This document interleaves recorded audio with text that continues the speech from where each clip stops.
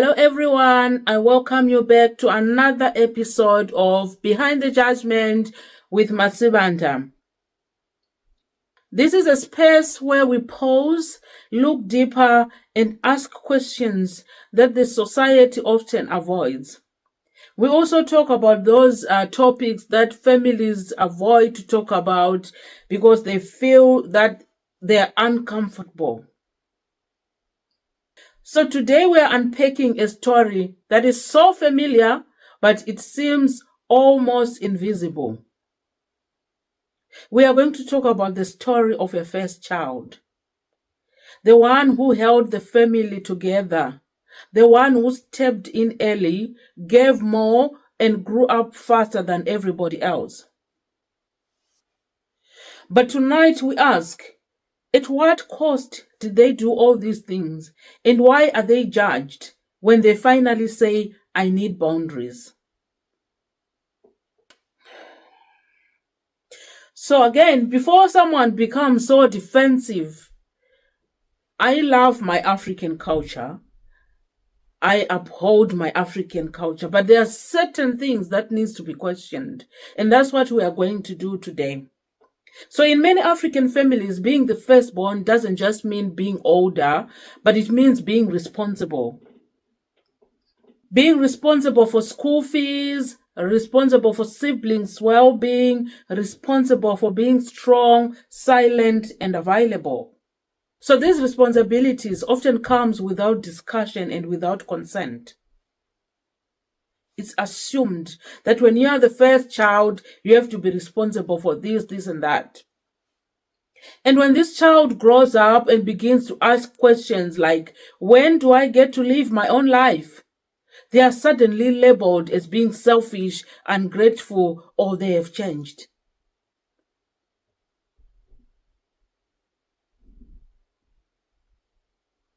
But why is that? Why is that if someone asks for a chance to live their own life, they are judged? Let us go behind the judgment and uncover the story behind the judgment. So the first question that we need to ask ourselves is it fair to expect a child to parent another child? Is it fair to expect a child to parent other children? Let us be honest here. Parenting is not a transferable duty. Because here's why. As parents, you sit down, you plan, and you agree, and you choose to have children.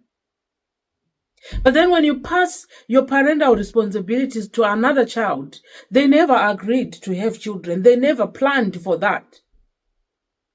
Children do not choose to raise siblings. It is just shoved down their throat. So the firstborn is expected to delay dreams, postpone career development, absorb family pressure, carry emotional and financial weight. All in the name of this is how we do things.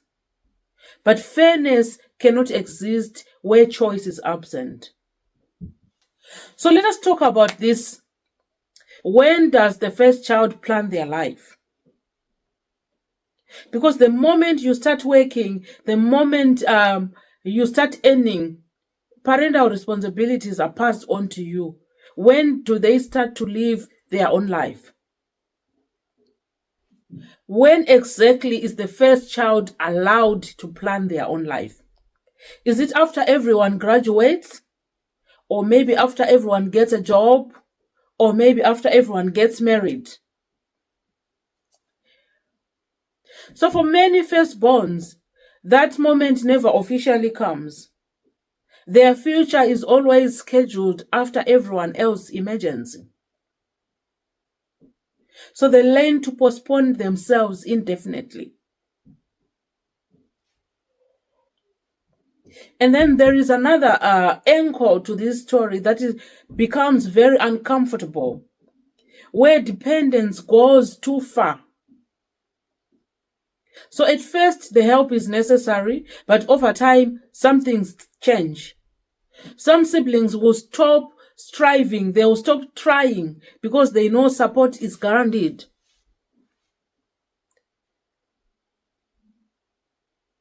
Struggle is outsourced and responsibility is avoided.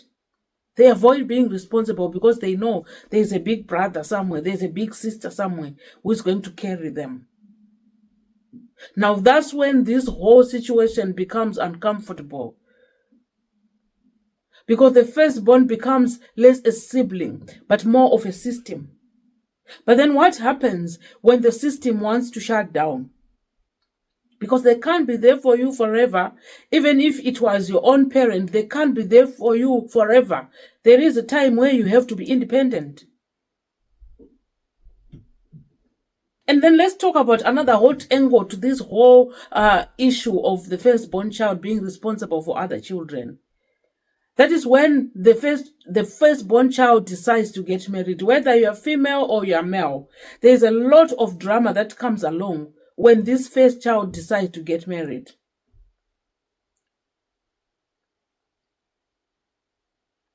Because now there's a name for the problem. It's the spouse. She or he has changed him. He listens to his wife now. She listens to her husband now. But the truth is simpler. Marriage introduces shared priorities. But the truth is simpler. Marriage introduces shared priorities, financial limits, and emotional realignment. The partner doesn't create boundaries, they simply make them visible. So instead of questioning entitlement, the family blames the outsider. He or she is the reason why the older sibling is no longer supporting us. But hello, the person also has to live their own life. They are also starting their own family. So people expect you to carry them while you neglect yourself up until they are well up, they graduate, they start their own families. So they should start their own families before you start yours. Because the moment you start your own family, they begin to blame your partner left, right, and center. What do we call that? I leave that to you to judge. I leave that to you to comment. What do we call that? Where people expect you to put a hold on your life while they are accelerating their own lives. So why is it that a firstborn child is judged for setting boundaries? Be it before they get married or after they get married, because there are some who are bold enough to just set boundaries, to say, look, this is how far I can go. But there are others who remain silent, and then when their partner comes, they now try to set boundaries. So why is it that the firstborn child is judged when they begin to set boundaries? So the moment the elder siblings say, I can't keep paying, I need to focus on my family, this is as far as I can help, or they are judged harshly. Why is that? Is it because boundaries expose uncomfortable truths that others have become dependent, that parents withdrew too early, or that sacrifice was assumed, not agreed upon? Because boundaries feel like betrayal when people are used to unlimited access. They knew they could call you anytime and say, I need money for this, this, and that, and you could quickly send the money. But now when you set the boundaries, it feels like you are betraying them. So the older sibling is judged not because they are wrong, but because boundaries disrupt comfort. Somebody was living comfortably on your account, and the moment you say, I want boundaries, you're disrupting their comfort. That's why you're judged. And then let's talk about the silent outcome. That thing that society doesn't even talk about, but it happens a lot.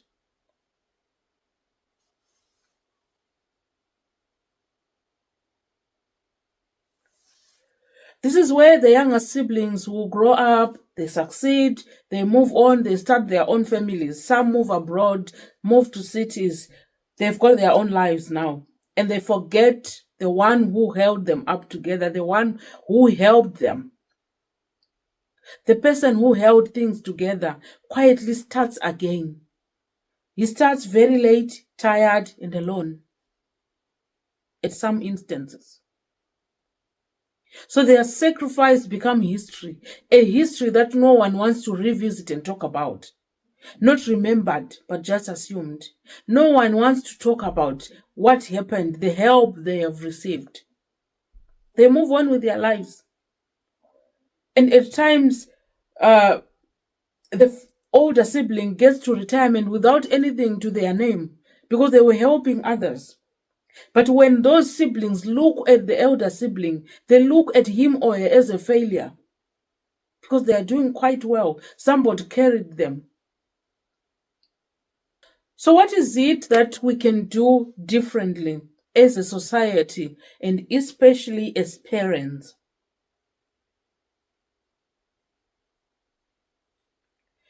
So let me be clear, this conversation is not anti-culture, but it is anti-exploitation. As parents, let us ask ourselves, why do we assign adult burdens to children? Why do we assign parental responsibilities to another child? Because remember, like I said before, you sat down with your partner and you planned to have children. But this other child did not plan to have those children. So when you were planning to have children, you ought to have had a clear plan of how you're going to take care of your children. Having children is not an investment that you say, I raised you, so it's now your chance to raise the other children. Why do we assign parental responsibilities to other children? Why do we reward sacrifice with silence? Because believe you me, what I'm talking about, where that situation where the younger siblings grow and have their own life, they succeed, and no one says anything about also helping the one who helped them before. It happens a lot. Why do we reward sacrifice with silence? So we were able to talk when we wanted this one to help the other children, but now we have suddenly gone deaf and dumb. And then why is independence encouraged for some, but guilt given to others? So like I say, the firstborn child, the moment you want to be independent and say, I can't carry this burden, you are guilt-trapped, you are judged. But the younger siblings will be allowed to be independent. Why is it the case? So what is it that we can do differently? What can be done differently? Parenting responsibilities should just remain parental. They shouldn't be passed on to other children. And then help should be voluntary, not permanent. Boundaries should be respected, not punished. When someone says they can't do it, they can't. Respect their boundaries. And then gratitude should be spoken, not assumed. So there is that first child who held the family together and no one speaks about it. What they are left with is assumption that, oh, maybe they appreciate what I've done for them. Gratitude should be spoken about, not to be assumed. So behind the judgment that is placed on the firstborn child, the one who is labeled selfish, there is often a tired human being, one who finally chose themselves. Setting boundaries is not abandonment. Choosing yourself is not betrayal. And family love should never require self-erasure. So today we ask the society to reflect. Who benefits from this tradition? And who pays the price? Well, thank you for joining me on today's episode of Behind the Judgment with Masivanta. It is me, your host, Masivanta, signing out. And until next time, let's keep looking deeper, speaking kinder, and judging a little less. Thank you.